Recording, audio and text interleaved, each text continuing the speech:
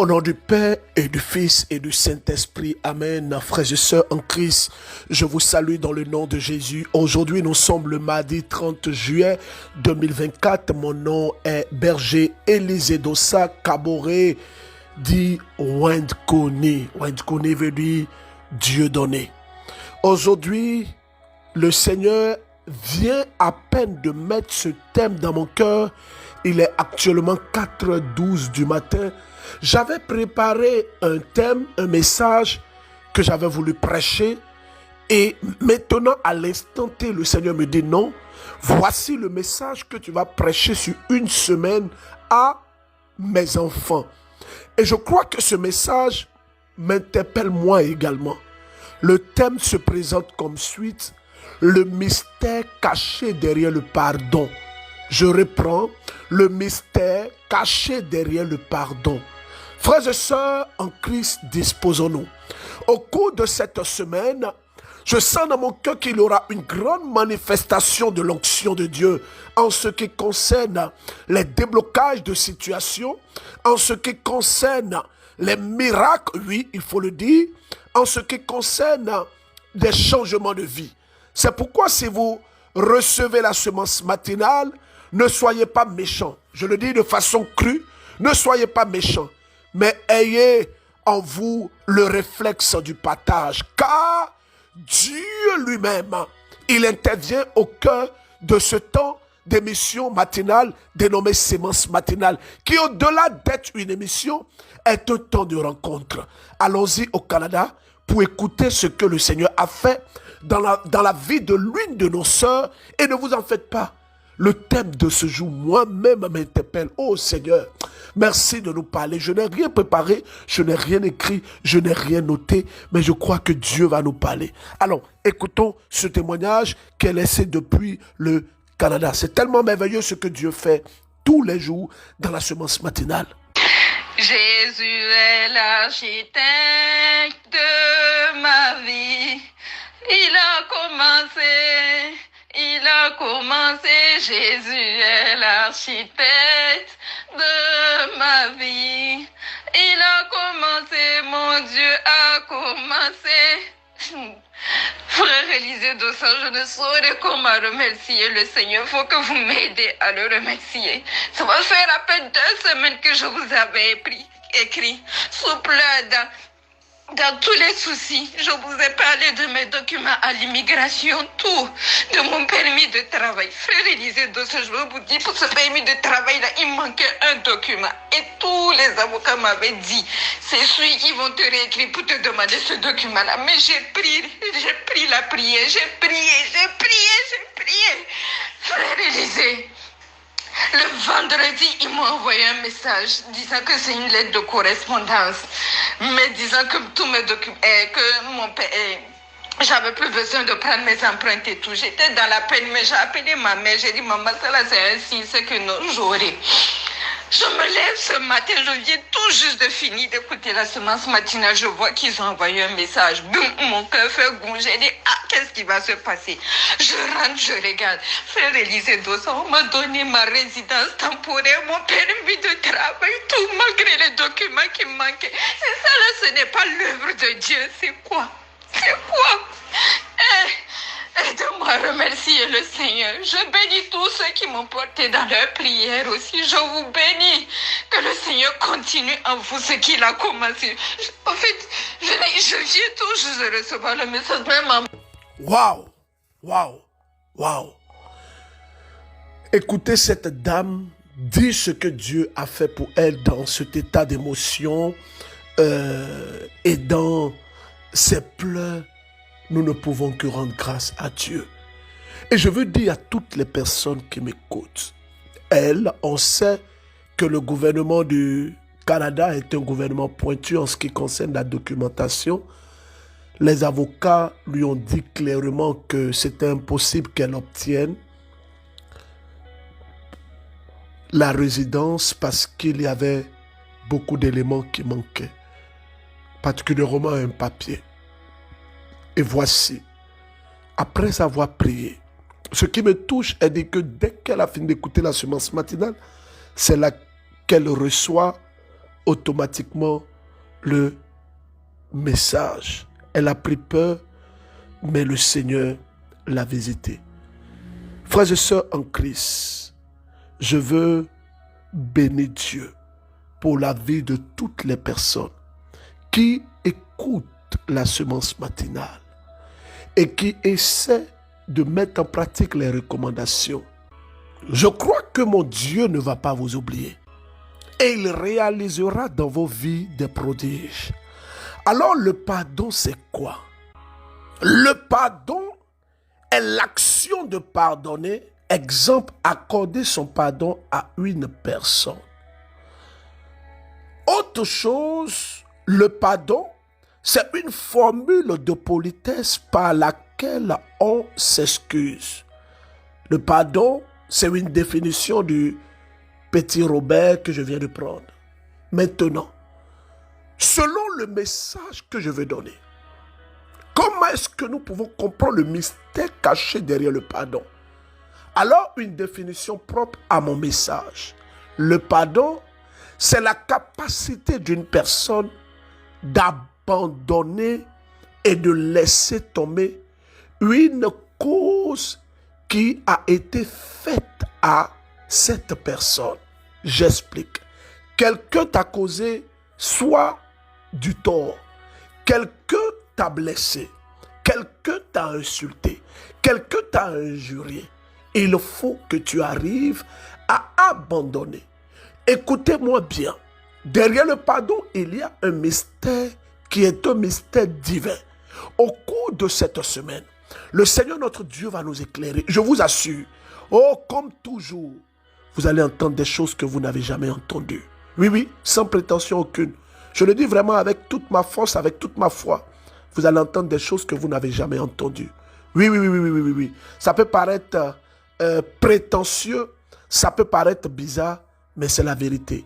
Alors, je veux ici dire à ma soeur, cette maman qui nous suit depuis Bergerville, en tout cas, les personnes qui veulent faire leur convoi depuis Bergerville, de contacter le numéro du ministère 07 49 15 54 15. Les personnes également de San Pedro qui veulent faire leur convoi, vous appelez le numéro du ministère, vous donnez votre numéro parce qu'il y a des personnes qui veulent s'associer à vous pour venir dans votre convoi.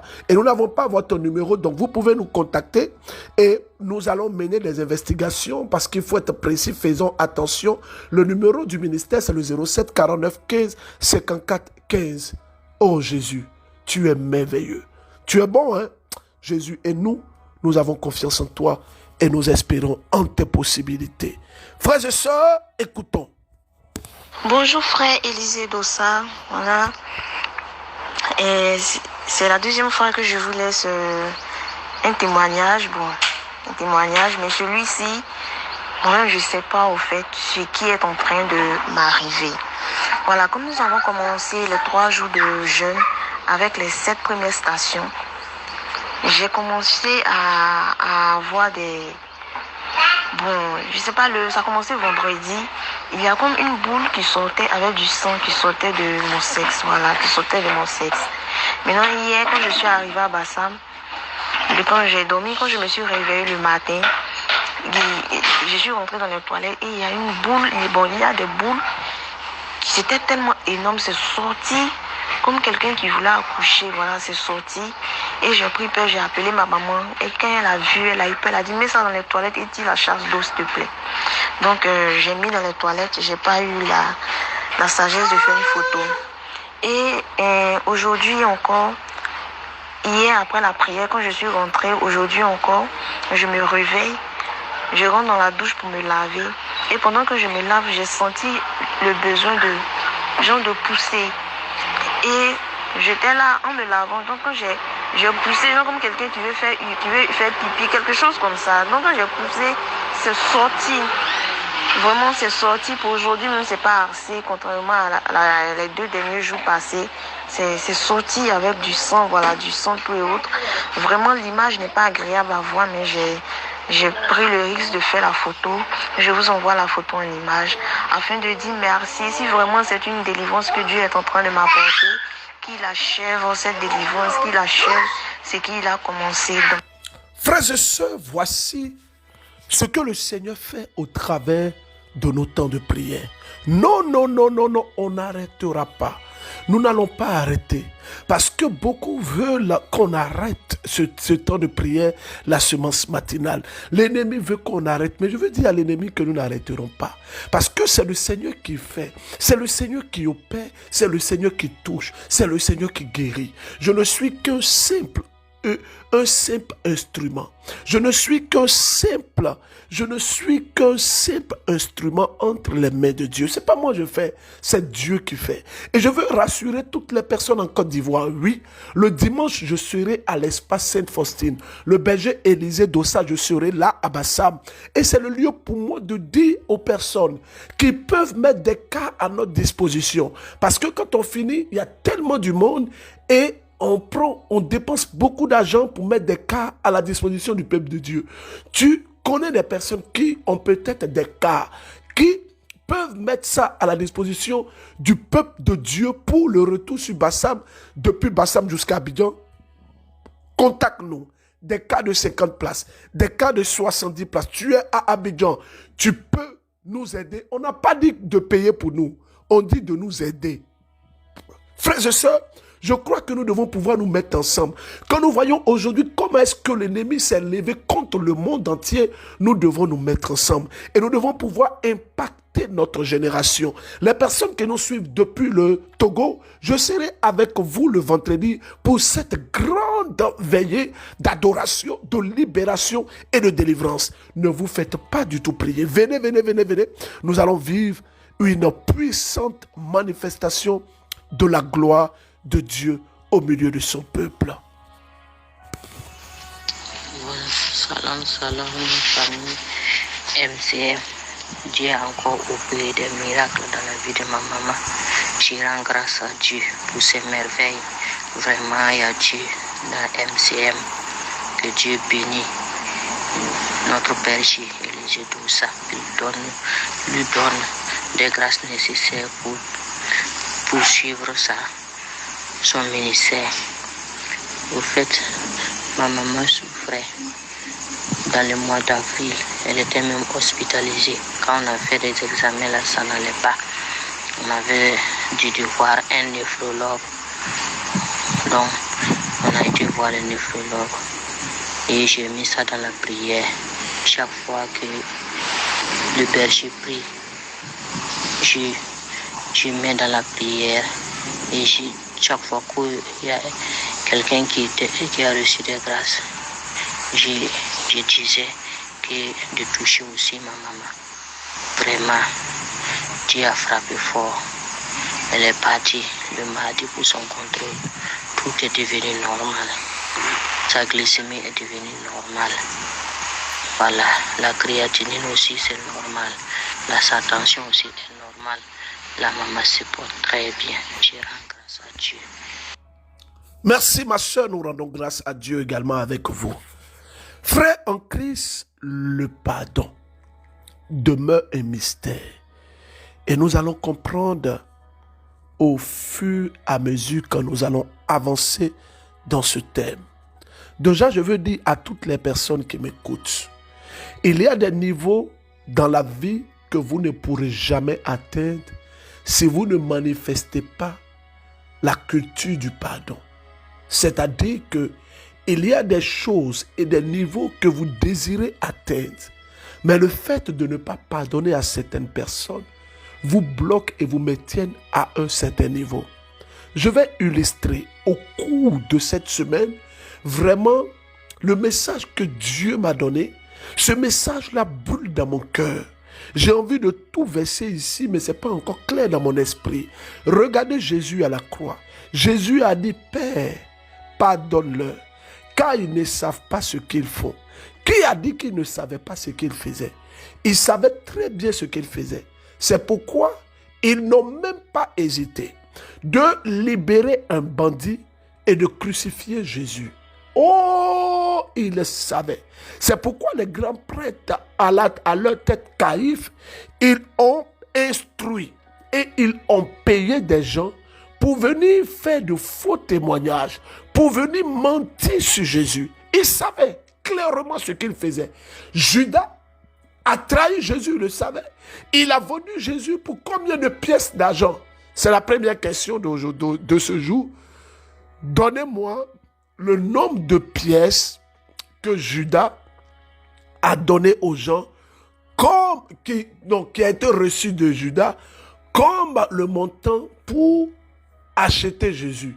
Donnez-moi le nombre d'argent. Deuxième question, donnez-moi le nom du champ lié aux pièces d'argent et à l'achat en griffe de Jésus. Il y a un champ qui a été acheté avec le montant. Je n'ai pas envie de donner trop d'éléments, mais donnez-moi le nom de ce champ-là. J'ai besoin d'avoir le nom de ce champ. Allez chercher, ça se trouve dans la Bible. N'allez pas faire comme nos sœurs là, taper sur Google. Hein. Il y a beaucoup de tricheurs qui ne cherchent pas. Pour ceux qui veulent avoir beaucoup d'informations, vous pouvez fouiller dans les Écritures. Je prends l'exemple de l'évangile de Matthieu. Vous pouvez commencer à partir du chapitre 26 jusqu'au chapitre 28. Vous allez avoir la réponse des questions que je pose aujourd'hui. S'il vous plaît, ne tombez pas dans la paresse, n'allez pas taper sur Google vite. Non, ça ne vous fera pas grandir spirituellement. Alors, le pardon a été utilisé par Jésus-Christ de Nazareth. Il dit, Père, pardonne-le, car ils ne savent pas ce qu'ils font. Le mystère, l'un des mystères cachés derrière le pardon, c'est que le pardon permet à l'homme d'évoluer. Je vais expliquer. Quelqu'un vous a fait du tort.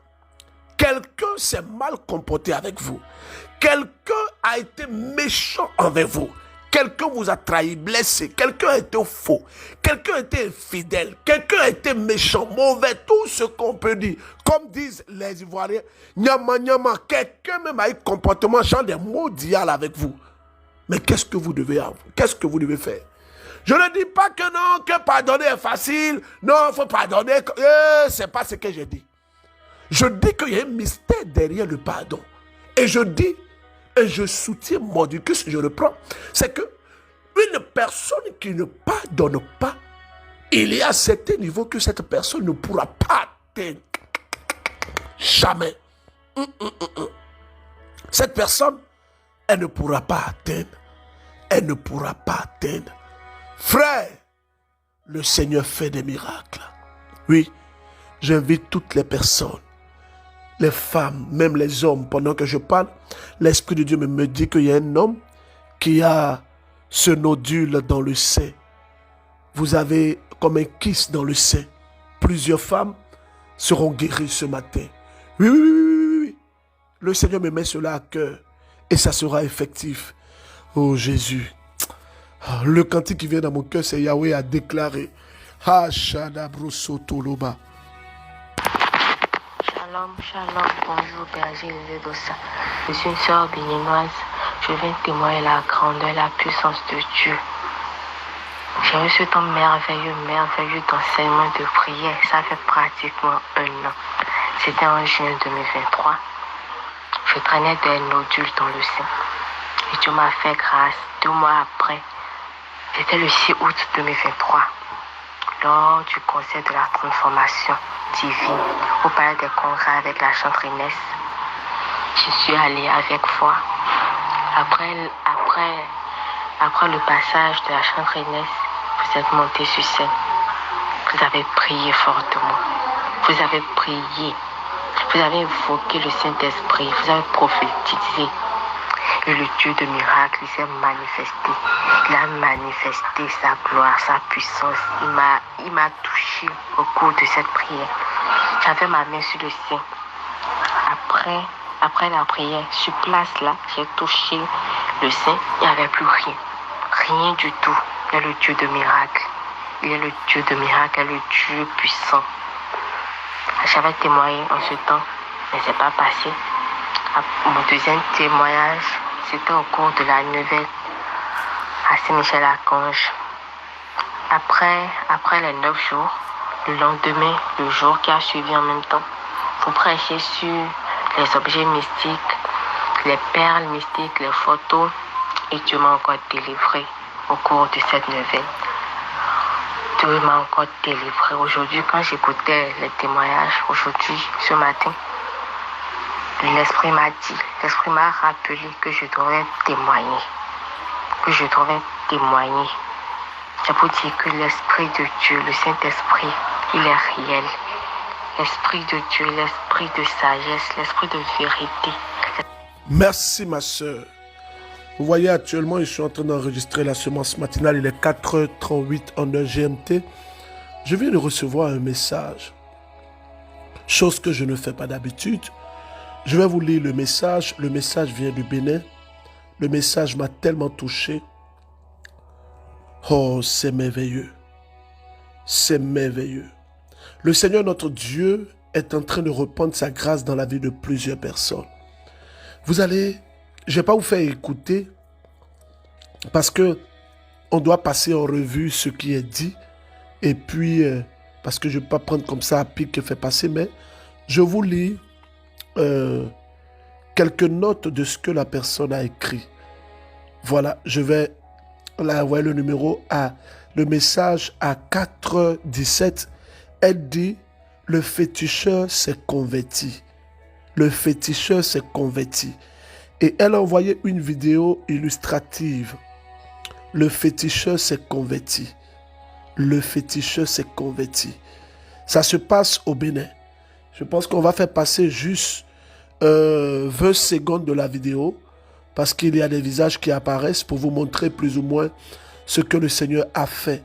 On va faire passer juste 30 secondes. Le féticheur s'est converti. Je ne peux que donner toute la gloire à Dieu. Je ne peux que lui dire merci. Qui suis-je? Qui suis-je pour que le Seigneur se manifeste autant? Oh Jésus, merci. Alors frères et sœurs en Christ, revenons à notre message.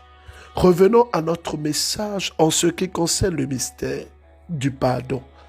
Si tu ne pardonnes pas, je répète, il y a des niveaux que tu ne pourras aucunement atteindre.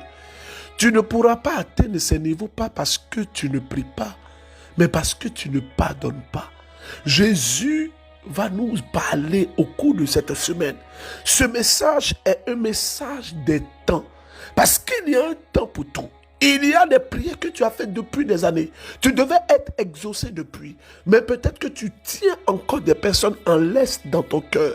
Tu es peut-être le geôlier d'une personne par rapport à une frustration ou à une situation donnée. Tu tiens cette personne près de toi par ton attitude de refus de pardonner à cette personne. Non, je ne dis pas que ça sera facile. Non. Je ne dis pas que ça sera simple. Je ne dis pas que pardonner, on se lève du matin comme ça et puis on pardonne, non. Mais je dis qu'il y a un mystère derrière le pardon. Il y a un mystère derrière le pardon. Frères et sœurs en Christ, vous savez, je suis dans la vérité avec vous et je me mets à genoux. Je me mets à genoux et je veux demander pardon à toutes ces personnes. Pardon à toutes ces personnes qui ont été blessés par une situation donnée. Je ne sais pas. Quelle est la profondeur de ce que vous avez vécu? Mais je vais vous demander pardon. Pardon. Laissez tomber. Laissez tomber. Laissez tomber. Laissez tomber. Pendant que je suis en train de parler, je me rappelle de une de mes filles. Une de mes filles. Cette fille, c'est son père qui a été à la base de la grande blessure qu'elle a eue. Son père l'a violée quand elle avait 17 ans. Cette dame, je l'ai reçue et j'ai parlé avec elle. Aujourd'hui, elle a 30 ans révolus.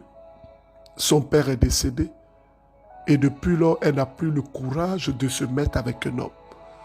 Elle n'a plus eu d'intimité avec un homme. Nous avons parlé des blessures intérieures et les causes parfois des blessures intérieures sont des attitudes de trahison, de manquement, des attitudes de frustration, des mensonges et tout ce que vous pouvez connaître de grave. Comme les personnes qui vont vous faire miroiter les faux espoirs. Et cette sœur n'arrivait pas à pardonner à son père. Et je l'ai instruite. Je lui ai dit, ma sœur, tu es bloquée. Ton mariage est bloqué parce que tu n'arrives pas à pardonner à ton père. Vous savez, il y a un mystère derrière le pardon. Il y a un mystère derrière le pardon. Et je vais essayer au cours de cette semaine de vous donner les 7 mystères que j'ai dégagés au travers de ma pauvre réflexion en ce qui concerne le pardon. Premier mystère, c'est que le pardon est une attitude divine. Ce n'est pas une attitude humaine, mais c'est une attitude divine. Et je vais expliquer. Le pardon, ce n'est pas quelque chose que l'homme a initié, mais c'est Dieu qui a initié. Dieu lui-même, il nous pardonne. Il est le premier à nous pardonner. Quand nous prenons les Écritures, lorsque Adam et Ève ont péché en Genèse chapitre 3, qu'est-ce qui s'est passé? Qu'est-ce qui s'est passé en Genèse chapitre 3? Adam et Ève ont péché. Ce péché d'Adam et Ève, cela nous a conduit dans une certaine trahison. Trahison de l'homme envers Dieu. Quelle a été l'attitude de Dieu? C'est pourquoi je dis que le pardon est une attitude divine. Le pardon est une attitude divine. Vous savez, au cours de la semence matinale, tous les matins, Dieu fait du bien. Je vais t'inviter humblement, sincèrement, à écrire sur ton statut, comme tous les jours. Tu écriras semence matinale 2 points. Je t'invite à écouter cette prière et à pardonner comme moi je te pardonne. Je reprends. Sémence matinale 2 points. Je t'invite à écouter cette prière, virgule, et à pardonner comme moi je te pardonne. Faut l'écrire. Écris-le. N'hésite pas. Alors je veux dire merci. Pour ceux qui voient un peu, je mets parfois les résumés de mes enseignements sur Facebook et dans le groupe de l'Europe. C'est notre maman. C'est notre maman, Madame Meunier. C'est une Africaine, une Ivoirienne, qui a marié un blanc. Elle s'appelle Madame Meunier. Et elle prend le soin tous les jours, en tout cas quand elle le peut, avec son âge, avec ses occupations, d'écouter la semence matinale et de crier. Ça veut dire que tout ce que je prêche là, elle écrit et elle met ça dans le groupe. C'est tellement merveilleux. Je pense qu'on va partager comme ça tous les matins également sur la page Facebook du ministère. En tout cas, quand tu auras fini de faire, maman, on va partager. Frères et sœurs, première chose, le pardon est divin. Je vous fais écouter ce témoignage et puis nous allons prier. Bonjour, frère Élisée Dossa. Oui, c'est une sœur, une de vos sœurs bénies. Je suis venue témoigner. Je suis venue témoigner de quelque chose qui est arrivé. Dieu a frappé fort. Dieu de frère Élisée a frappé fort. Dieu Tout-Puissant a frappé fort. Oui. Merci, frère Élisée, pour tout ce que vous nous faites. Oui. Merci à Dieu Tout-Puissant pour l'onction qu'il vous a donnée. Oui. Je sais que votre famille est bénie. Et que cette onction soit pour toute la famille. Que ça ne s'arrête pas à vous. Que cette onction soit sur vos enfants, vos petits-enfants, vos arrière-petits-enfants. Cette famille est une famille d'onction. Oui. Oui, c'est par rapport à un fait. Et j'ai une collègue, une jeune collègue, elle est malade. Elle est toujours malade. Toujours elle est malade. Des fois, elle peut tomber. Et je lui ai montré la prière inspirée. Elle a commencé avec la prière inspirée. Elle a commencé avec la prière inspirée. Et il s'est fait que... Et on était ensemble. On l'a amenée dans un autre service. est toujours dans l'enceinte, mais dans un service. Et c'est là-bas qu'elle est tombée vraiment malade. Et on l'a hospitalisée. Jusqu'à ce qu'elle soit dans l'oxygène, son tout. Donc, Dieu a frappé fort, Dieu a frappé fort. On m'a appelé pour me dire qu'elle est tombée malade et qu'elle est aux soins intensifs. J'ai dit, quoi? Je l'ai appelé, j'ai dit, tu ne joues plus la prière inspirée. Parce que si tu jouais la prière inspirée, non, tu ne seras pas à cette étape. Elle m'a dit, c'est vrai. Donc, elle est là à l'hôpital le soir, on l'a soignée. Et finalement, ils ont déclaré qu'elle a l'insuffisance rénale. Elle m'a dit, c'est un beau matin. J'ai dit, insuffisance rénale pour toi, quel âge? J'ai dit, insuffisance rénale, tu es brisé, tu es grillé, tu es brûlé par la grâce divine. Et devant nos collègues, j'ai dit non. Frère Élisée, le Dieu du frère Élisée va travailler. Et ils m'ont dit qui? J'ai dit, vous ne le connaissez pas. MCM, allez vous s'accrocher. Et j'ai dit ça. Et je me suis retournée. J'ai pris mon portable. J'ai commencé par jouer la prière inspirée au service. J'ai commencé par appeler le nom de la fille, du collègue. J'ai commencé par appeler son nom dans la prière. Je priais. Et le soir, quand je suis revenue, j'ai prié là-dessus. J'ai pleuré avec le chant et la chanson du chant Inès. Et Dieu va faire encore. C'est avec ça que j'ai prié. J'ai commencé par pleurer.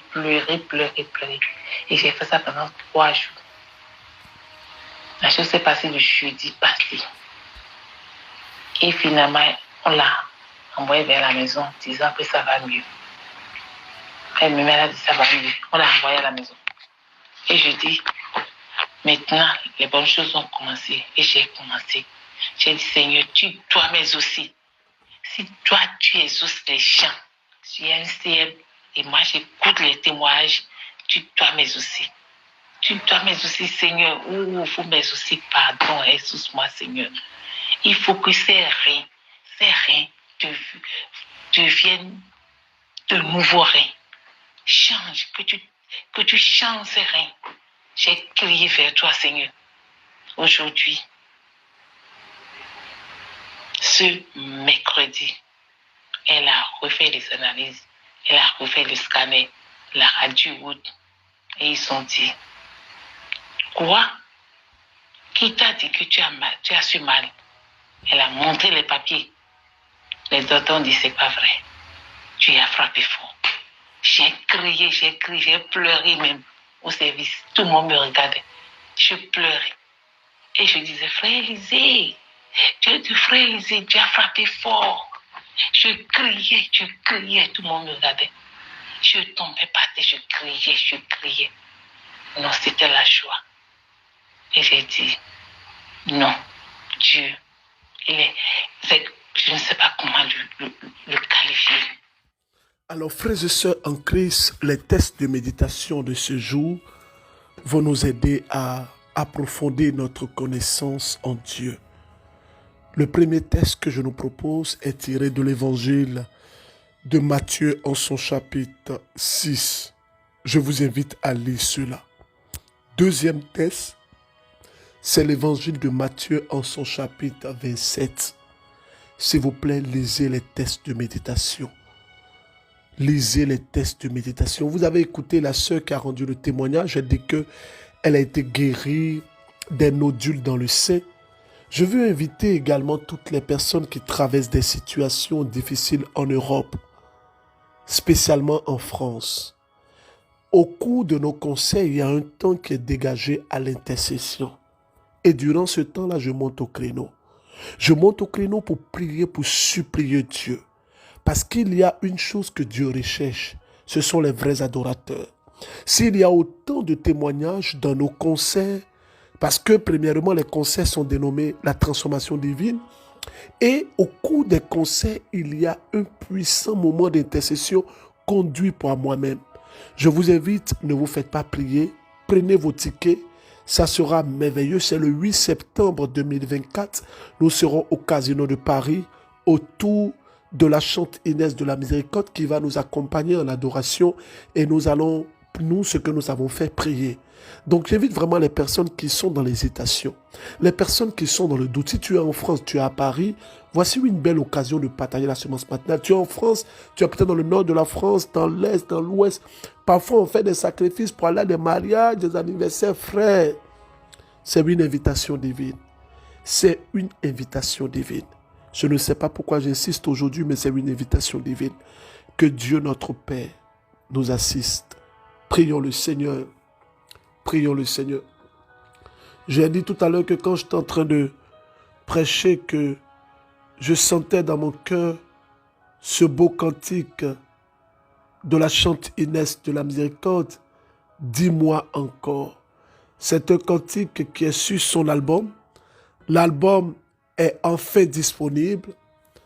En tout cas, pour ceux qui sont sur Paris, l'album est disponible dès ce mercredi matin.